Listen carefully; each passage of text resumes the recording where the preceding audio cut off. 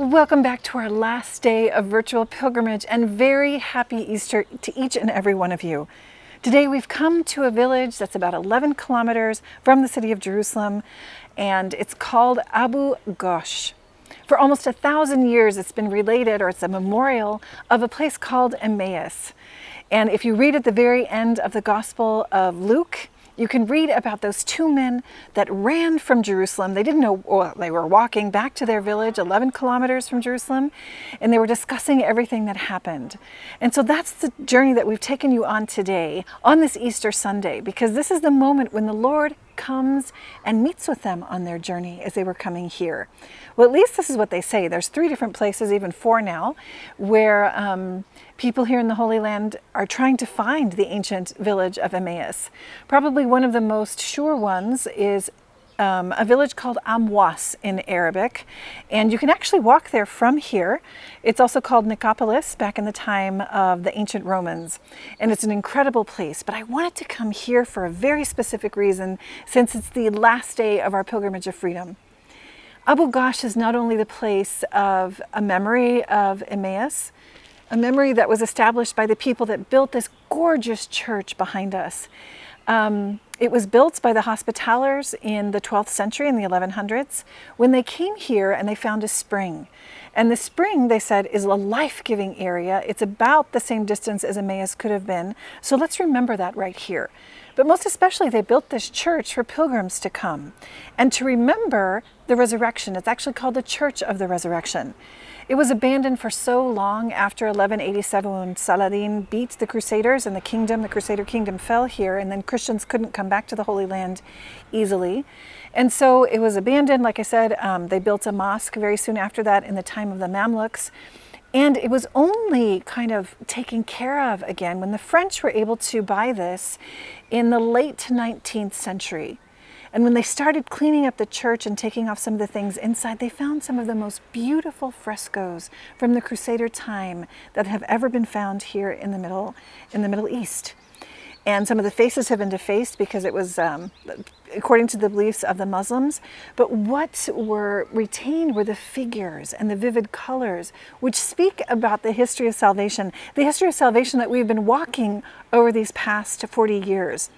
And when you go inside, of course, the architecture is the typical Romanesque, even early Gothic architecture of that time that the Hospitallers would have followed when they built this place. And so this architecture lends itself to an incredible acoustics.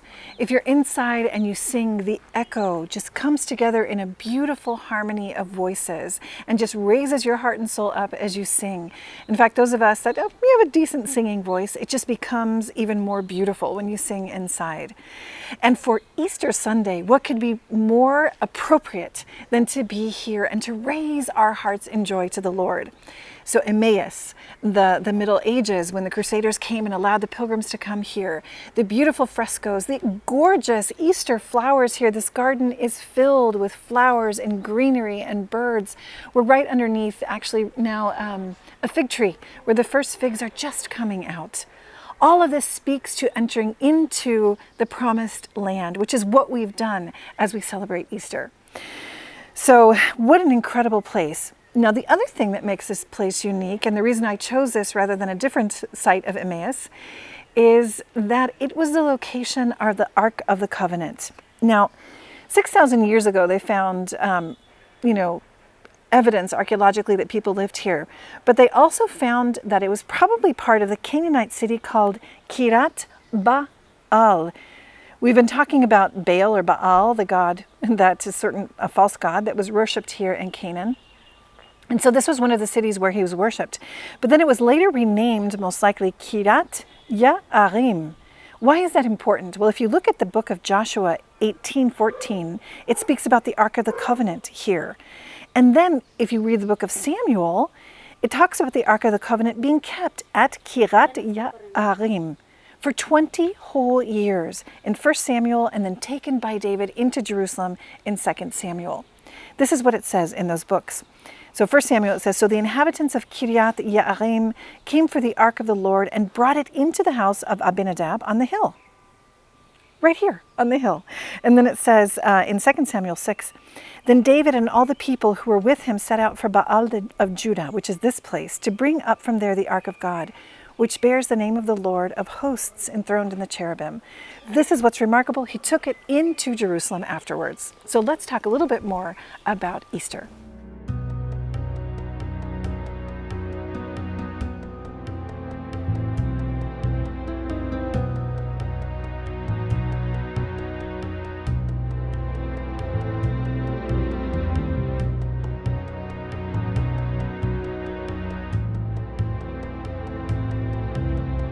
Outside of the church of Abu Ghosh, we decided to come out here on what would be the road to Emmaus. It's one of my favorite places to take pilgrims. So how could I not bring you here? You can actually walk through this whole forested area for miles and miles and miles until you get to the next Emmaus Nicopolis, which I mentioned just over at the church. It's a beautiful walk, and it gives you a sense of what it may have looked like even 2,000 years ago. And I love being surrounded by all of the Easter flowers. The entire nature is just rejoicing with the resurrection of the Lord. So let's go back to that passage of Emmaus. Well, actually, even before that, I wanted to just finish mentioning what it says in Samuel. Perhaps this even was the road that David took on the way to Jerusalem when they were carrying the Ark of the Covenant. This is what it says in 2 Samuel 3 and also in 6. It says, they transported the Ark of God on a cart and took it away from the house of Abinadab on the hill. So we're on this hill, we're kind of going away from the church and into Jerusalem. So David and all the house of Israel danced before the Lord with all their might, with singing, with lyres, harps, tambourines, sistrums, and cymbals. It's like the hallelujah chorus of that time, walking with the ark. And I love that symbol because it's what we've been doing as we've gone through the desert and now have come into the promised land. We're walking with the presence of God. And this day, when he overcomes sin and death and breaks the bonds, we need to, with all of our might, with singing, lyres, harps, tambourines, sistrums, and cymbals, dance in our hearts before him, just like nature is doing around us. So, in Emmaus, perhaps when those people were walking in the same valley from Jerusalem to their house, and this figure starts walking next to them, you know, it's just good to remember what that gospel passage says. If you go to church, you'll actually be hearing it in the liturgy of these days. And this is what it says at the end of the Gospel of Luke. That very day, today, Sunday, Easter Sunday, they were going to a village 7 miles from Jerusalem called Emmaus. And it's that 7-mile part which, you know, depends on translations and a lot of history to see where Emmaus really was. But anyway, so they were on the same day going to a village, and they were conversing about all the things that had occurred. This would be the first invitation I would like to make to each and every one of you. Perhaps you know some people that have done the pilgrimage with you. Perhaps you've done this with a group at your church or with your family members. Talk about what you've lived through. Converse about all the things that had occurred, just like these two men going to Emmaus. And it happened while they were conversing and debating. Jesus himself drew near and walked with them. The Ark of the Covenant, the same thing. He's walking with us, but their eyes were prevented from recognizing him. I love the question that Jesus asked, because it says in verse 17, "What were you discussing as you walk along?" And they stopped, looking downcast. What I love about these two, however, they were looking downcast, but they were remembering. It's that word that we've talked about a lot during our pilgrimage. Cleopas, one of them, said to Jesus in reply, "Are you the only visitor who doesn't know what happened in these days?" And then Jesus gives us the space. Remember, Lent is that time, that space we've been looking for, the time and the space to encounter him. So Jesus gives him that time and space to speak about what he's lived. Jesus said to him, "What things? What things?" And so they begin to explain about the prophecies, about the chief priests, how they went against him, and how they were hoping that he would be the one to redeem Israel. And now the third day since it happened, and then the women came back with these stories and all of this. And this is a remarkable response that the Lord gives them in verse 25 that we've heard 1,000 times, echoing really what the Lord told the people in the desert. He said to them, "Oh, how foolish you are! How slow of heart to believe all that the prophets spoke." So when the ancient Israelites came into the promised land, they started living there, and whenever they would go astray, the Lord would send them prophets. They were to bring them back to the faith, to help them remember what happened.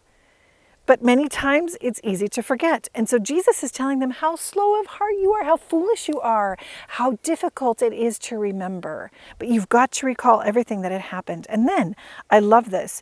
It says in verse 26, was it not necessary that the Messiah should suffer these things and enter into his glory? Do you not remember this? He's challenging them. And then in verse 27, beginning with Moses and all the prophets, he interpreted to them what referred to him in all the scriptures. So this is a moment to walk with these men, to walk with Jesus on this road to Emmaus and recall what we've been living. What is it that the Lord said to Moses? What are these 10 words? What are the applications of these 10 words? What was it that made that night way back when with the Passover that the Jewish people here just celebrated a couple of days ago and we did on Holy Thursday? What made that night different than any other night? What made Easter Vigil night different than any other night? Remember it, recall it, and if you've got the time, do it in prayer with the Lord and ask him to walk with you. And so it says, like I said, beginning with Moses and all the prophets, he interpreted for them what referred to him in the scriptures. So as we know very well, they were approaching this village, which is very close to us where we just were, which they were also going to, and he gave the impression of going further, and then they made this petition. And this can be our prayer. If you want to put this at the very bottom of your Decalogue, your 10 words, it's this prayer: stay with us. Stay with us. Lord, stay with us. Remember, that's what Moses asked the Lord God on the top of Mount Sinai after the people had sinned with the golden calf. Stay with us. Don't abandon us. I need you. I need you to tell me, to help me to remember what has been spoken about you through all the prophets from the time of Moses. Stay with us. So he went in and stayed with them. And then we know very well, at table, he took the bread, he broke it. And with that it says, our eyes were opened and we recognized him, and he vanished from their sight. The breaking of the bread. That probably means that these disciples who ran away were very, very close to him.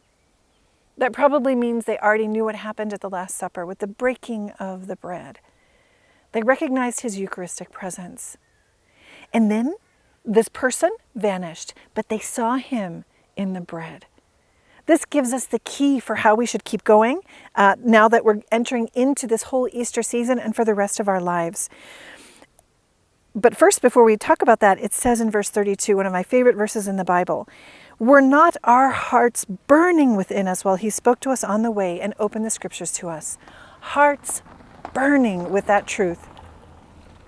Hearts burning with love, and hearts realizing that they were free. And so they set out at once and returned to Jerusalem. And then they proclaimed to all of the people who were there, all the disciples, the apostles, and then the rest of the followers who were saying already, the Lord has truly been raised and has appeared to Simon. They recounted in verse 35, the two recounted what had taken place on the way and how he was made known to them in the breaking of the bread, something which has shaped the liturgical life of the church since then. This is the summary of our Lenten journey. Our hearts burning as he opens up the way of salvation history. There's something so fundamental about walking in the steps of Moses and the ancient Israelites. As I had mentioned, the Jews say, what makes this night different than any other night at Passover? For us, again, what happened just a few hours ago, last night, just before the morning light in the tomb? Before Christ, after Christ. All of time is divided right in the center because of what happened right there. The resurrection changes everything. The resurrection frees us. What makes that night different than any other night? It opens up heaven for each and every one of us. They are thrown open. The true promised land. Thrown open those gates. The true promised land is open to us. So what do we do now? What do we do now? What does it say back in Joshua? We talked about it up on Mount Nebo. He said to them, after they crossed the Jordan River, go and take possession of the land.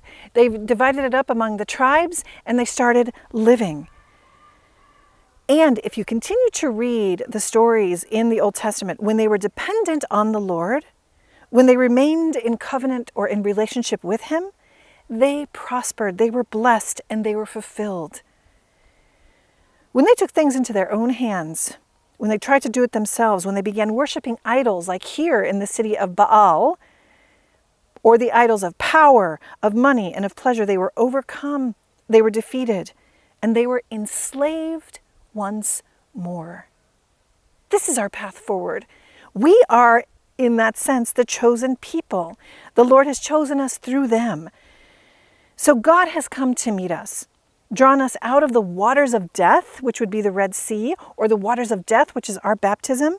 He drew us out of the hands of the false gods of Egypt. He drew us out of the death of the Nile, just like with Moses, right? And you can recall in your own minds what it was like walking through those incredible temples of Egypt. But then you see all of these strange figures and animals and stuff. The false gods, he took us out of their hands. He called us. And as he did with Moses from the burning bush, he revealed his name to us during this Lent. He reminded us that we are his people. He unites us to him in covenant, and he becomes the center of our life, dwelling among us. He gives us an understanding, which is what we did, of the laws. In other words, of what it means to live in relationship with him. If you want to be free, this is your key. You have them right here, these 10 words and everything that comes from them. These beatitudes which make you like me, to live in relationship with him. First 3 commandments, to live in relationship with my brothers and sisters as neighbors. The last 7. He purifies us in the desert journey from our complaints, our short-sightedness, our selfishness, our true and legitimate sufferings. He purifies us in that. He brings us into the promised land, renewing the covenant and fighting for us. And I point that out because if you remember in Joshua, before they could cross over, they had to be circumcised. It was an entire generation that hadn't been. They had to renew the Passover. Okay, they went into the land after that. This is what he's done for us and doing for us what he has been doing during these past 40 days. So again and again, we have to remember this is not the past. Remembrance brings it into the present. Easter makes this present. I don't know if you remember when we were in the desert in one of the beautiful cities of the caravanserai of the spice route. We talked about how the Sabbath day, our Sunday, is living every single Sunday the crossing of the Red Sea. It's a renewed exodus every single Sunday. And this Sunday, Easter Sunday, is the exodus of Exodus. It just is, resonates throughout time and space. Easter makes his presence so that he's walking with us right now at Emmaus. But I ask you, and you might have asked yourself, you might ask the person next to you, do you feel free? Do I feel more free? Has he really freed me? And more than that, what if I'm incapable of living these 10 commandments, these moral laws, let alone the Beatitudes, the poor in heart, the just, the people who long only for the kingdom? You're like, oh, that's a really tall order. What if I ignore my conscience? What if that happened just this morning? What if I live according to my passions rather than my reason? What if I run after false gods of pleasure, money, and power? How many of you can actually say yesterday you didn't do that in some way? What if I continually complain about things that are difficult for me, longing for a life back where I didn't have to worry, even though I was a slave, running back to Emmaus, running back to Egypt? Who doesn't have this experience inside? Do I feel free? You will continue to always feel enslaved by these things. All of these things will continue to happen. To be quite honest with you, I can't live it, nor can you, just like the ancient Israelites could not live the commandments. And this is what makes Easter so special. He can, and he does. He gives us the means or the way to live this, and he leaves us free to choose to live this way, to follow him. He is present in the tabernacle. Where 2 or 3 are gathered in my name, he's also present. But especially because I can't do this, he gives us the grace. And Easter is something that just breaks us open. It's almost like, a beautiful tulip. There's tulips that grow, especially over in Mount Arbel near Magdala, and we're certainly near Jerusalem, so I don't see any tulips here. But it's like the petals of a flower opening up to the rain that's coming down from heaven. Grace is pouring into us. That's what Easter does. It breaks us open. The stone is rolled away from the tomb of death inside of my own heart. So he gives us his grace through Scripture, through the sacraments like Emmaus, through the Eucharist, through confession. These poor men walking with Jesus were almost like confessing, I really believe this, but I wasn't sure about.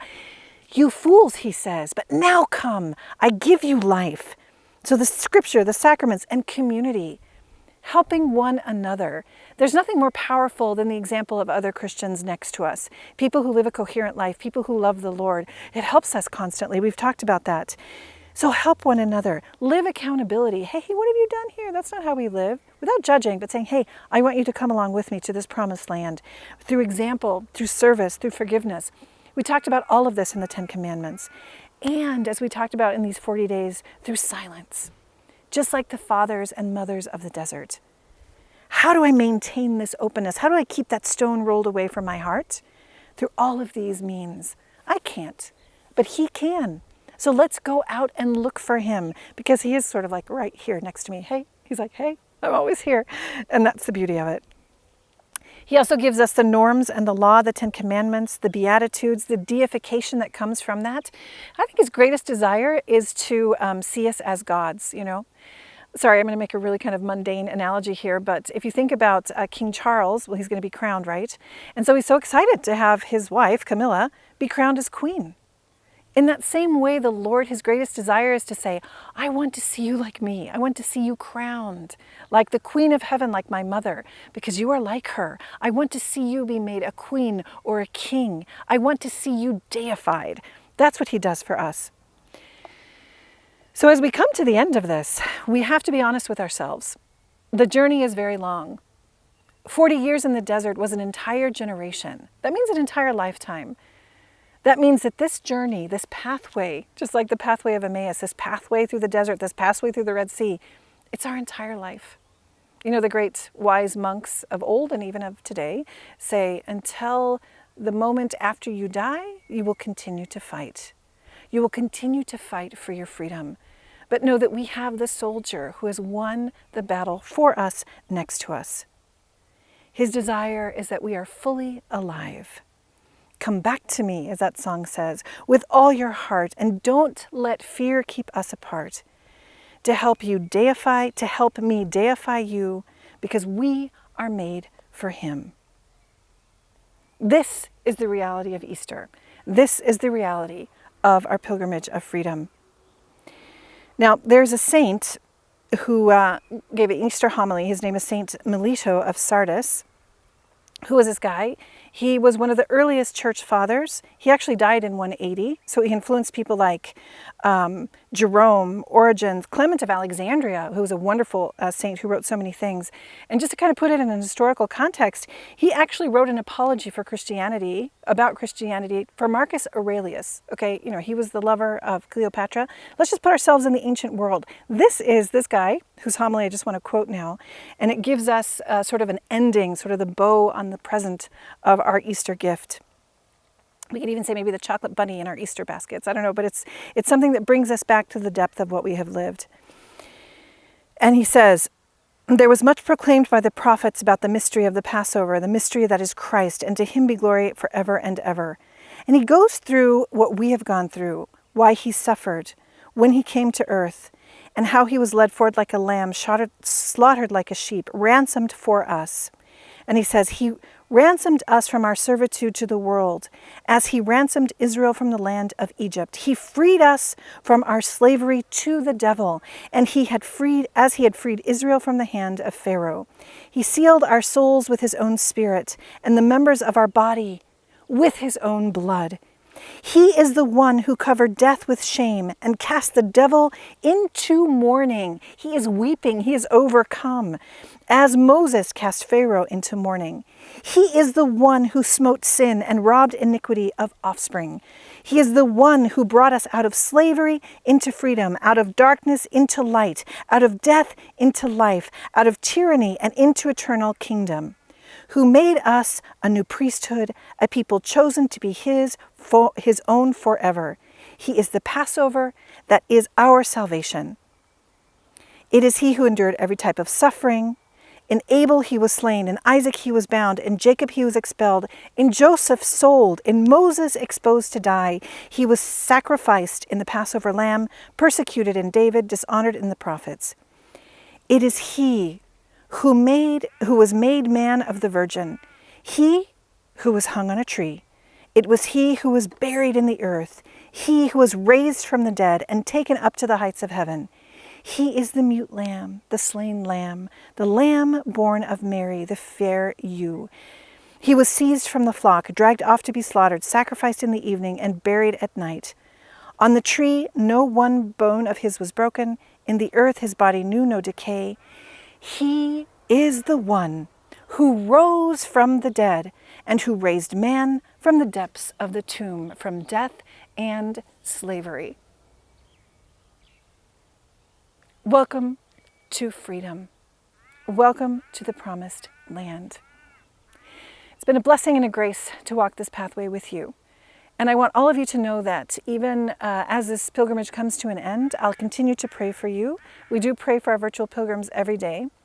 And if you ever have a chance to come to the Holy Land, please do let us know. We're very happy to show you these places, that you've seen through the camera, that you've seen through these beautiful videos, so that you can touch them as well. But you already have touched them and seen them and prayed in these places through each and every one of us. It's been a privilege and a grace. So we hope you can tune in again tomorrow, Easter Monday. We have a special time where we will, for all of you who registered, we have a drawing. Let's see if you're one of the lucky ones who wins one of the simple things that we've brought back from Egypt or here in the Holy Land. And you'll be able to meet the team. Who are the people behind the cameras? What do they look like? What did they actually do? Many of you have commented that you like the quality of the work, and it's thanks to each of them, because they certainly know how to do this better than we did at the beginning when I had my cell phone like this, and we're taking videos of myself sitting on a rock. So I hope you can meet them tomorrow. And then on Tuesday, just for fun, Easter Tuesday, we have a chance to look at some of the bloopers and some of more of the behind the scenes work. And so enjoy that. And just know that this will continue to be on our Magdala YouTube channel. Subscribe, spread the word, and enjoy it for the future. And if you've been here, you can look and see some of the episodes and remember what you've seen. And you can also make reference to the other pilgrimages we've done in the past. And a lot of places we didn't visit this time, but we have visited and prayed in these days.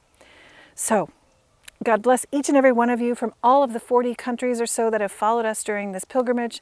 I think a total of almost 200,000 people, if not a little bit more, between the Spanish and English pilgrimage have been walking with us through this land. And so it's a privilege and a blessing. And God bless all of you, and very, very happy Easter.